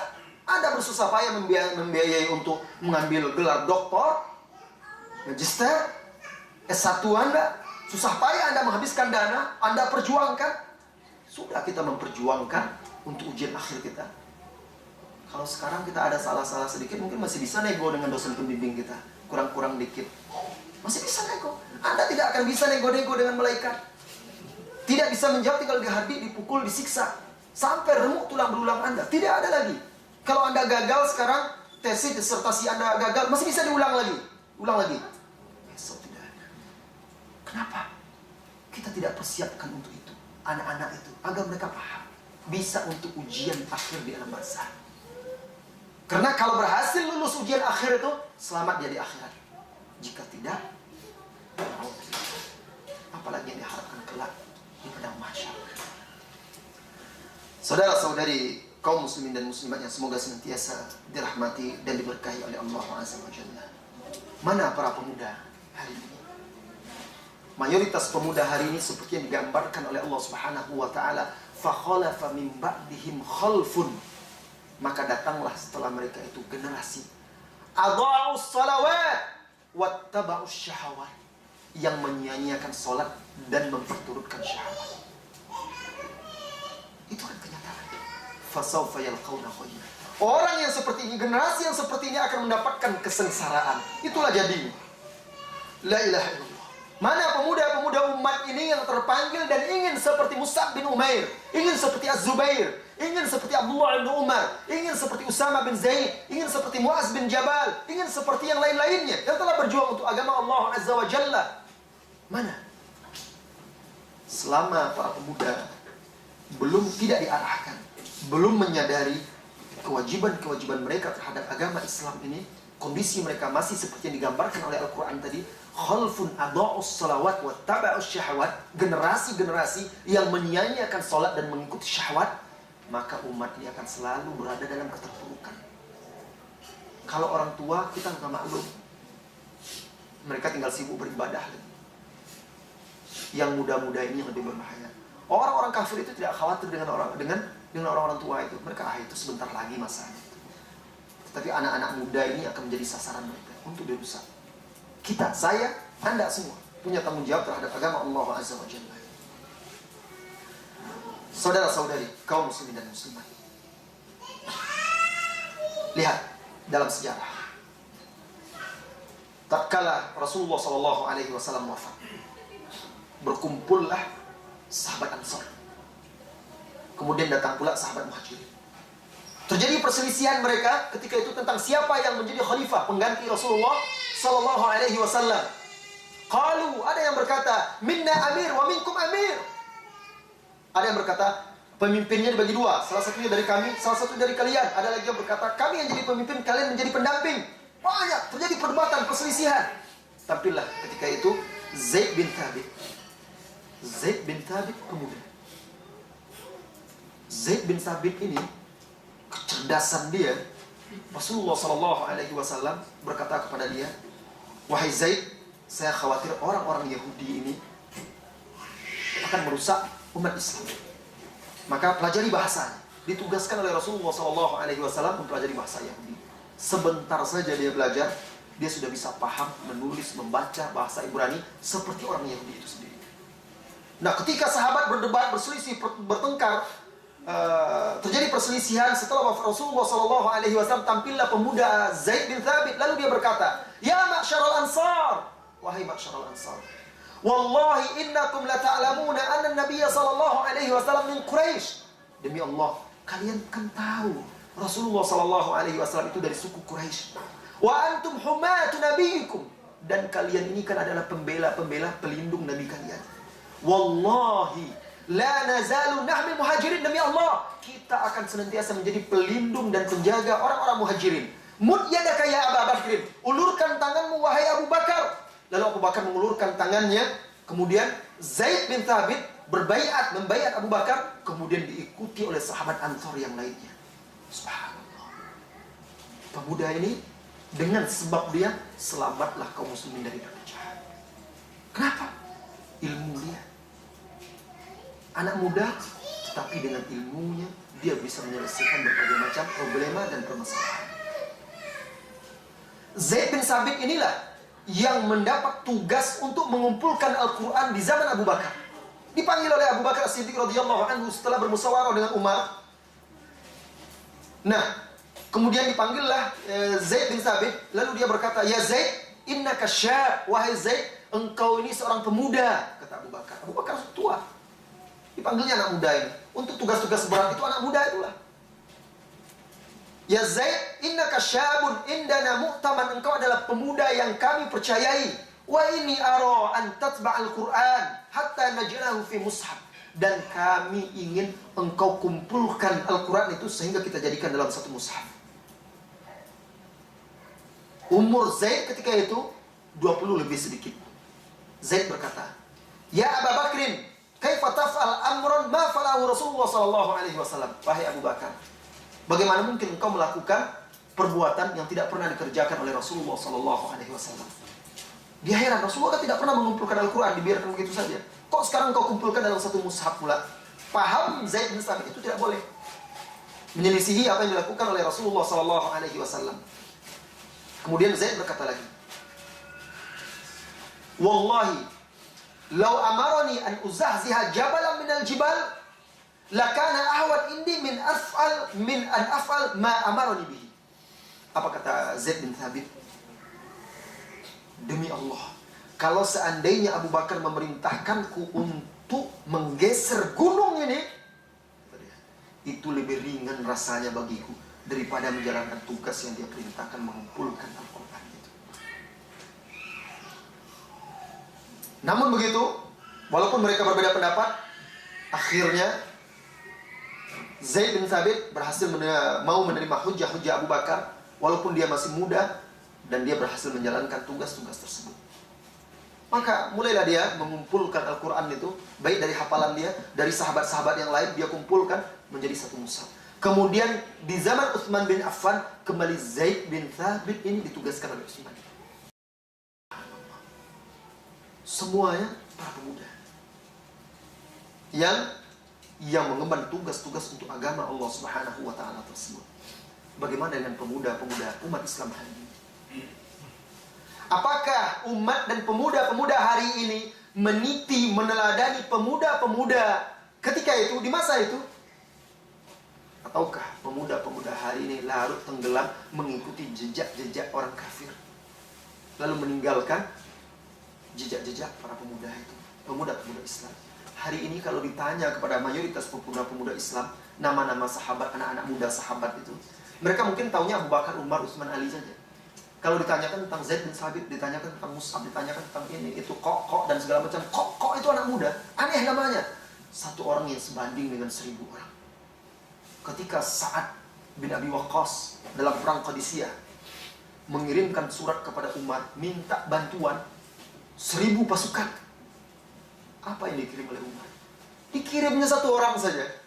Apa kata Umar dalam suratnya? Madadu kabi rojulin tu'adilu alfa rajulin. Tapi sebanding dengan 1000 orang. Datang satu orang kok saja. Tetapi kehebatan dia, kesabaran, ketegaran dia, itu sebanding dengan 1000 orang. Begitu sahabat Rasulullah SAW, anak-anak muda semuanya.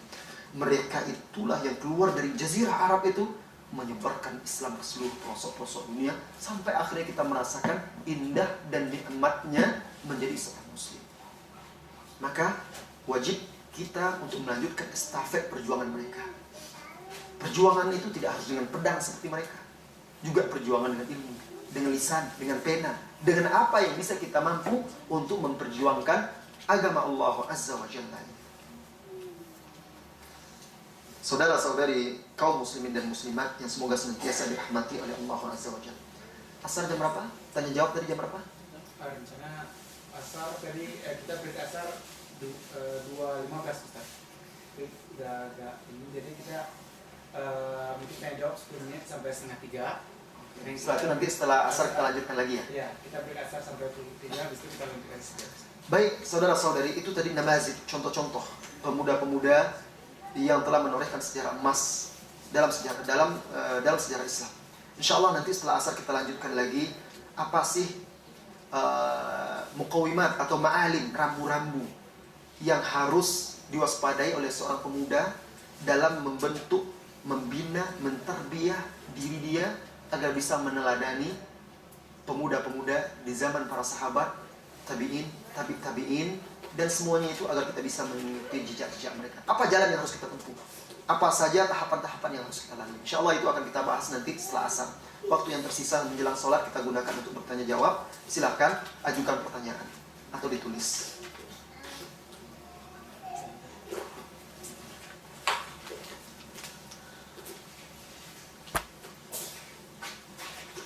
Baiklah, tadi ada pertanyaan yang belum terjawab. Satu, bagaimanakah kaedah memahami qada dan qadar yang benar? Kaedah memahami qada dan qadar yang benar itu, wahai saudara-saudariku, pertama kita harus meyakini, mengimani, dan itu bagian dari akidah kita, tidak akan sempurna, bahkan tidak beriman seseorang itu sampai dia mengimani bahwa seluruh yang ada di dunia ini sudah ditentukan oleh Allah Subhanahu wa taala sampai hari kiamat. Di dalam hadis yang diriwayatkan oleh Imam Muslim, Rasulullah SAW bersabda, Inna Allah kataba maqadira al-khalaiq bi 50,000 sanah. Allah menulis takdir makhluk itu 50.000 tahun qabla an yakhluqus samawati wal ardh. Sebelum menciptakan langit dan bumi. Itu sudah ditentukan takdirnya. Di dalam hadis lain yang juga diriwayatkan oleh Bukhari dan juga Muslim, Rasulullah SAW bersabda, "Awwalu ma khalaqallahu al-qalam, qala uktub." Tatkala Allah menciptakan pena, pertama kali menciptakan pena, qalam, Allah berfirman kepada pena, "Uktub, tulis." Qalam berkata, "Wa ma aktub ya Rabb? Apa yang harus aku tulis?" Qal, "Uktub ma huwa kain ila qiyamis saah." Tulis, catat apa saja yang akan terjadi sampai hari kiamat. Nah, ini keyakinan. Sebab kalau ada orang yang meragukan atau mengatakan ada sesuatu yang keluar dari ketentuan dan takdir Allah, itu syirik. Karena yang ada itu makhluk atau khaliq. Khaliq dia yang menciptakan semuanya. Adapun makhluk itu yang diatur, yang diciptakan dan diatur oleh al-khaliq. Kemudian tahapan yang kedua, setelah kita memahami semuanya yang telah ditentukan, lalu kita juga harus yakin bahwa Allah ketika menakdirkan sesuatu untuk hambanya, Allah takdirkan dengan sebab. Jadi bukan ditakdirkan begitu saja, dengan sebab. Anda ditakdirkan sebagai apa? Anda ditakdirkan kenyang. Kenyang itu maksud takdir Allah. Sebab segala sesuatu itu adalah takdir dari Allah. Tapi Allah takdirkan orang yang mau kenyang dia harus makan. Orang yang mau pintar harus belajar. Orang yang mau kaya harus bekerja. Itu sebab. Orang yang mau sehat harus berobat. Apapun, orang yang mau dapat petunjuk harus belajar, menempuh jalannya. Jadi semua takdir itu diciptakan dengan sebab. Dan kita diwajibkan untuk menjalani sebab itu karena kita tidak pernah tahu apa sebenarnya takdir. Takdir kita, diperintahkanlah kita berusaha untuk menjalani takdir. Dan harus kita yakini pula bahwa takdir Allah itu semuanya adalah adil.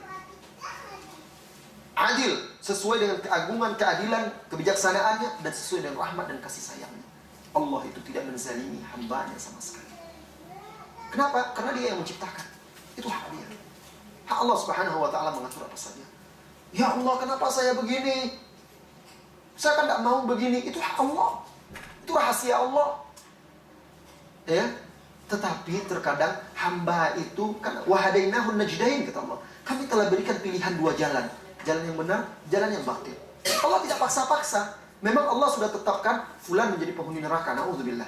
Tetapi Allah tidak jadikan dia jadi penghuni neraka takdir itu kecuali kalau dia kafir, kecuali kalau dia sesat, kecuali kalau dia berbuat maksiat, kecuali kalau dia taat dia menjadi penghuni surga. Berarti seseorang itu dengan usaha dan doa dia bisa berpindah dari satu takdir ke takdir yang lain, tetapi tidak satu pun yang keluar dari takdir Allah. Bagaimana penjelasannya bahwa Al-Quran adalah kalamullah bukan makhluk? Penjelasannya gampang saja. Jadi ada diriwayatkan Imam Ahmad dalam penjara. Jadi pagi itu wajahnya murung, hari itu wajahnya murung. Lalu ditanya oleh khalifah yang memenjarakan dia, "Hai Imam, kenapa engkau murung?" Di zaman Imam Ahmad kan khalifahnya berkeyakinan bahwa Al-Quran itu adalah makhluk, dan itu pemahaman yang bertentangan dengan akidah Ahlussunnah wal Jamaah. Apa kata Imam Ahmad? "Tadi malam saya sholat malam, saya baca Qul huwallahu ahad, tidak bisa. Setelah salat ternyata Qul huwallahu ahad telah mati, tergeletak mati." Ketawa khalifah itu, "Bagaimana mungkin Al-Quran mati?" Lah, kalian kan mengatakan Al-Quran makhluk, kalau makhluk kan mati. Terdiamnya. Kalau seandainya dia tidak mati, berarti dia bukan makhluk tetapi sifatnya Allah. Kalam itu sifatnya Allah. Jadi kalamullah itu adalah sifatnya Allah. Al-Quran adalah kalamullah. Mana dia Al-Quran itu? Ini dia yang ditulis dengan tinta di atas kertas yang kita baca dengan suara. Itu dia kalamullah. Itu dia Al-Quran. Itu dia kalamullah. Yang tertulis dan tertuang di mushaf ini, yang diturunkan oleh Allah melalui Jibril kepada Rasulullah SAW. Dan dia akan kembali lagi kepada Allah Subhanahu wa Ta'ala. Jadi Al-Quran itu kalamullah. Salah satu sifat Allah. Allah itu berbicara, mutakallim, berbicara sesuai dengan kehendaknya, kapan dia kehendaki. Baiklah, saudara-saudari, ini masih ada. Silakan. Mau tanya yang materi sebelumnya tadi itu, Ustaz. Boleh. Masalah sedekah, bagaimana kita menyikapi masalah kita sedekah dengan pengemis, dengan instruksi pemerintah supaya kita jangan membiasakan ngasih pengemis di jalan.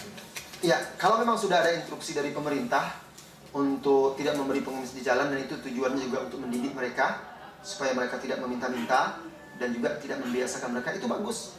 Tidak perlu kita beri. Ya, dan kalau mau beri juga beri dengan baik, yang maksudnya mendidik, kita pilih betul orang-orang yang sangat membutuhkan. Karena banyak juga pengemis itu menipu. Kadang-kadang datang ke rumah kita, bukanya bantuan untuk panti asuhan, bantuan untuk pesantren. Datang ke Pekanbaru, pesantrennya di Madura sana misalnya kan, sejauh itu mencari bantuan, jalan kaki kemana-mana. Ya kalau kita mau tolak dengan baik. Nah, kalau kita mau beri dengan baik, tidak perlu kita sakiti. Karena kalau kita memberi dia lalu kita sakiti dengan kata-kata kita, nggak ada gunanya. Apa kata Allah Subhanahu wa Ta'ala? "Wala tubtilu shadaqatikum bil manni wal adha." Jangan kalian batalkan pahala sedekah kalian dengan menyebut-nyebutnya atau dengan menyakiti orang yang diberi sedekah. Tapi kalau pemerintah kita memang sudah melarang, ya sudah, kita ikuti pemerintah kita. Tapi tentunya sebenarnya ketika pemerintah itu melarang untuk memberi pengemis, seharusnya juga pemerintah bertanggung jawab untuk mewadahi, membimbing, mendidik para pengemis tersebut. Umumnya para pengemis itu kaya. Satu hari itu mereka bisa dapat banyak di lampu-lampu merah itu. Cuma karena mereka tidak bersyukur, kadang banyak mereka tidak sholat, tidak ini. Duit itu kadang satu hari bisa dapat 300.000, 500.000. Nanti mereka setor kepada bos mereka. Ada apanya itu ya, koordinatornya. Tapi mereka tetap dapat banyak. Makannya enak-enak. Kami perhatikan kadang-kadang dia makannya nasi bungkus terus. Kita membeli nasi bungkus itu di rumah makan Padang itu mikir-mikir. Setiap hari mereka itu makannya. Cuma karena mereka itu tidak taat kepada Allah, duitnya itu hilang begitu saja. Mereka mencari itu hanya untuk kebutuhan perut saja, tidak untuk mereka simpan, tidak untuk ibadah kepada Allah Subhanahu wa Ta'ala dan lain sebagainya. Jadi patuhi arahan pemerintah kita itu. Bagaimanakah pendidikan anak usia dini yang benar? Apakah yang perlu kita tanamkan dalam ingatan mereka? Usia berapa anak harus mulai dididik? Di dalam Islam, pendidikan anak itu sudah dimulai sedini mungkin ketika di dalam kandungan. Ya, bahkan sebenarnya pembentukan generasi Qur'ani itu sudah dimulai ketika orang akan menikah. Rasulullah perintahkan apa? Wanita disuruh diperintahkan mencari laki-laki yang memiliki agama dan akhlak. Laki-laki diperintahkan mencari wanita yang memiliki agama. Karena dari bibit yang baik akan bibit yang baik akan menghasilkan buah yang baik juga. Nah, kemudian nanti ketika dia sudah mengandung wanita itu, maka dan itu sudah dibuktikan juga secara ilmiah oleh medis, ternyata janin itu berpengaruh mendapat perbuatan seorang ibu itu apa saja yang dia lakukan itu berpengaruh kepada janin. Berpengaruh kepada janin. Oleh karena itu sekarang kan ada itu saran-saran orang-orang itu untuk meningkatkan kecerdasan bayi di janin itu dan segala macam, dianjurkan wanita-wanita hamil itu mendengarkan musik-musik klasik 3 kali sehari. Nah, khususnya musik-musik klasik yang kuno yang dari Yunani apa segala macam itu. Nah, kita tidak dengarkan Al-Quran, baca Al-Quran, karena kita yakin bahwa Al-Quran itulah yang akan mencerdaskan anak kita itu, menjaganya dari godaan-godaan syaitan. Ketika dia sudah dilahirkan, dianjurkan, diperintahkan kita untuk mengakikahkan dia. Agar apa? Kehidupan bayi itu betul-betul dimulai dengan sunnah Rasulullah SAW. Anak itu ketika dia bayi, itu bukan berarti dia tidak belajar. Dia belajar terus dari ibunya. Jadi subhanallah, kami punya pengalaman nih. Waktu kami kuliah di Jakarta, sedikit lagi ya. Jadi waktu kuliah di Jakarta di Libya itu, rumahnya rumah petak. Dan subhanallah, pernah ajibnya di sebelah kami itu ganti-gantian pengantin baru terus. Habis ini pindah, masuk pengantin baru lagi. Sehingga kami yang di sebelah ini, karena rumah itu awalnya satu rumah, pintunya ditutup triplek aja pembatas. Kadang-kadang panas dingin juga dengar. Namanya pengantin baru kan ribut, lari sana, lari sini, kayak anak kecil. Nah, jadi ada yang satu itu. Akhirnya setelah dia hamil pindah. Lalu anaknya lahir, ketika itu kami lebaran kunjung ke rumahnya, anaknya sudah usia 2 tahunan. Kunjung kami ke rumah. Bukan belum sampai 2 tahun. Pas lebaran, mereka menghidupkan TV. Kalau lebaran itu biasanya ada musik-musik itu. Pas ada musik dangdut, joget-joget anaknya. Ketawa bapaknya, apa kata bapaknya? Iya nih Ustaz, anak saya ini dulu waktu istri saya hamil, dia ngidam dangdut gitu dia. Senang dia sekarang itu. Asal ada musik, joget aja dia. Senang, bangga. Tapi coba, kalau dari orang tuanya mengajarkan agama, dia melihat orang tuanya yang rajin pergi sholat berjamaah, melihat ibunya yang selalu membaca Al-Quran, berzikir, berdoa, berhijab dan segala macam, anak pasti akan belajar. Dan ada fase-fase perkembangan. Nanti anak itu ketika dia sudah mulai bisa diajak berdiskusi, diajak berbincang-bincang, mulai dia dikenalkan dengan Allah dengan cara apa? Dengan cara kenalkan alam semesta ini. Anak-anak itu kan pahamnya apa yang dia nampak saja. Lihat langit ini, betapa dia takjub, besar langit ini dan segala macam. Nah, ajarkan kepada dia bahwa langit itu ada yang menciptakannya. Siapa Allah? Siapa Allah itu? Allah itu yang menciptakan langit, menciptakan kita, yang wajib kita tunduk patuh mencintainya karena dia memberi kita segala sesuatu. Ajarkan dengan bahasa anak-anak. Ketika dia sudah mulai tumbuh di usia nanti fase pendidikan usia dini atau TK sekarang ya, PAUD, pendidikan anak usia dini itu, ini kesempatan anak itu suka cerita. Nah, orang tua harus pandai bercerita. Ketika itulah dikisahkanlah tentang bagaimana keagungan, kebesaran Allah, bagaimana Allah memberikan rahmatnya, bagaimana Allah menghukum orang-orang yang durhaka dan segala macam. Banyak kisah-kisah itu di dalam Al-Quran. Kenalkan Rasulullah SAW. Anak-anak usia itu sukanya cerita. Jadi kita masukkan pemahaman itu dengan bercerita. Nah, terus ketika dia sudah mulai mumayyiz, Rasulullah SAW sudah memerintahkan suruh sholat. Suruh dia sholat. Ketika usia sudah 10 tahun, boleh dipukul. Subhanallah, ini ada rahasia. Kenapa Rasulullah SAW berkata seperti ini?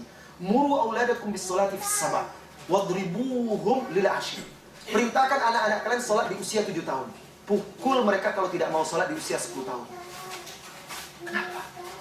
Bapak, ibu, saudara-saudari, kalau kita punya komitmen konsisten mengajarkan dan memerintahkan anak itu betul-betul sholat selama 3 tahun, dari 7 sampai 10 tahun itu, bahkan kita yang menjadi contoh dan suri tauladan, umur 10 tahun tidak perlu dipukul lagi.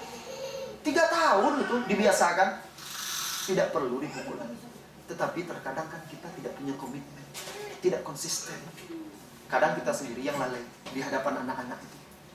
maka umur 10 tahun, 20 tahun dipukul pun payah juga menurut. Tapi kalau kita betul jalankan perintah Rasulullah SAW itu, umur 7 menjelang 10 tahun itu, 3 tahun itu diperintahkan terus. Terus dijadikan kita contoh dan suri tauladan. Subuh dibangunkan. Bangunkan bukan untuk pergi sekolah dulu, untuk sholat. Orang tua sekarang itu, kalau terlambat anaknya bangun untuk sekolah itu bisa disiram ya. Cepat, terlambat. Siram, dimarahi. Tapi tidak ada yang membangunkan untuk sholat subuh. Bangun sholat subuh. Tidak ada. Susah mencari seperti itu. Tanyalah kepada orang tua itu. Kapan, jam berapa anaknya bangun? Kalau sekolah tidak boleh terlambat. Tapi kalau sholat, mereka bisa bertoleransi. Tidak. Ajarkan anak-anak kalau dalam urusan agama Allah tidak ada toleransi. Kalau yang wajib itu, yang fardu ain itu, harus didahulukan dari apapun. Seperti itulah Rasulullah SAW mengajarkan. Ajarkan kepada anak-anak itu untuk menjauhi diri dari perkara-perkara yang haram. Suatu ketika Al-Hasan mengutip korma yang ada di rumah Rasulullah SAW, korma sedekah yang terjatuh. Anak kecil, kalaupun dia melakukan tidak berdosa dia. Dikutipnya dan dimasukkan ke dalam mulut. Apa kata Rasulullah? Hok, ya luka, wahai anak kecil. Maksudnya panggilan kesayangan untuk cucunya itu. Disuruh dimuntahkan oleh Al-Hasan. Apa kata Rasulullah? Anakku, tidakkah engkau tahu, ama alimta, tidakkah engkau tahu bahwa kita haram memakan sedekah? Dijelaskan oleh Rasulullah kepada cucunya Al-Hasan. Nah ini, jadi anak-anak kita sedini mungkin harus sudah diajarkan, dikenalkan dengan Allah, Rasulnya dan Islam. Apakah benar kalau setiap hari anak didengarkan Al-Quran murattal maka ia akan lebih mudah menghafal Al-Quran? Bisa jadi, karena anak kecil itu ingatannya sangat kuat. Tapi jangan hanya sekedar didengarkan kaset saja. Ditalkinkan oleh orang tua. Diajarkan, bawa dia duduk ditalkinkan. Anak itu sebenarnya betul-betul mencontoh apa yang orang tua buat dia lakukan. Oleh karena itu hati-hati mendidik anak-anak, apalagi anak-anak sekarang. Datang tamu kan, karena malas menemui tamu, mengangkat telepon, suruh anak telepon bilang abi bobo ya. Padahal dia tidak bobo. Nah, mengajarkan anaknya berbohong. Mengajarkan anaknya bohong dia itu. Dia tidak tahu nanti suatu saat anaknya berbohong kepada dia, marah pula dia. Kamu ini pembohong ini. Dia dulu yang mengajarkan. Hati-hati. Nah, iya. Sebagai orang tua, anaknya ingin anaknya hafal Al-Quran. Disuruhnya anaknya baca Al-Quran, bacain. Dia cuma baca Al-Quran seperempat halaman sudah berhenti. Bagaimana anaknya akan bersemangat? Tapi kalau dia lihat orang tuanya, ayah ibunya bersemangat, dia pasti akan meniru. Anak-anak seperti itu saja. Kalau ditanya anak itu ingin seperti apa? Seperti orang tuanya. Anak saya itu kemana-mana pasti dia akan meniru saya. Dia ingin seperti saya. Cara potongan rambut, cara pakaian. Ditanya sampai anak saya yang perempuan itu, yang usia 2 tahun setengah itu, dia pengen botak pula seperti saya. Pengen potong rambut seperti Abi aja. Karena dia tahunya ayahnya, ibunya, uminya. Nah kita hati-hati. Anak itu akan meniru dan mengikuti. Terus terang anak saya itu, kalau di rumah, kadang-kadang di depan cermin dia sibuk-sibuk begini pula. Kayak ceramah pula. Dia tiru orang tuanya. Nah Anda ingin seperti apa anak Anda? Silahkan bentuk diri Anda. Silahkan bentuk diri Anda, dia akan mengikut. Jadikan kita itu suri tauladan bagi anak-anak kita. Insya Allah dia juga akan menjadi contoh bagi yang lain-lainnya. Apakah benar apabila memperdengarkan Al-Quran di waktu ibu hamil itu bermanfaat? Bukan mendengar Al-Quran saja, membaca Al-Quran. Karena membaca Al-Quran lebih afdol daripada mendengar. Membaca Al-Quran lebih afdol daripada mendengar. Jadi pernah dilakukan penelitian oleh dokter medis ya. Ketika beberapa orang ibu-ibu hamil yang mendengar musik itu dibandingkan dengan yang mendengar Al-Quran. Jadi waktu itu ada perawat-perawat, mereka melakukan penelitian dan mereka meminta rekomendasi waktu dari saya dan arahan-arahan. Anak-anak, wanita-wanita yang mendengarkan musik itu malah bayinya itu sibuk gelisah, janinnya itu. Tetapi sebaliknya ibu-ibu yang mendengarkan Al-Quran itu tenang, nyaman, bayinya tidak gelisah dan detak jantungnya pun berbeda. Nah ini subhanallah, ini keajaiban Al-Quran. Jadi tidak benar bahwa untuk meningkatkan kecerdasan bayi itu dengan mendengarkan musik-musik seperti Mozart dan lain sebagainya, musik-musik yang klasik itu tidak benar. Malah itu mematikan nurani dia, menodai jiwa dan hati mereka. Karena musik sudah jelas itu terlarang di dalam Islam. Baiklah saudara-saudari, insyaallah setelah asar nanti kita lanjutkan lagi. Kita istirahat dahulu untuk sholat asar. Wassallallahu wasallam ala nabiyina Muhammad. Walhamdulillahirabbil alamin. Assalamualaikum warahmatullahi wabarakatuh. Waalaikumsalam.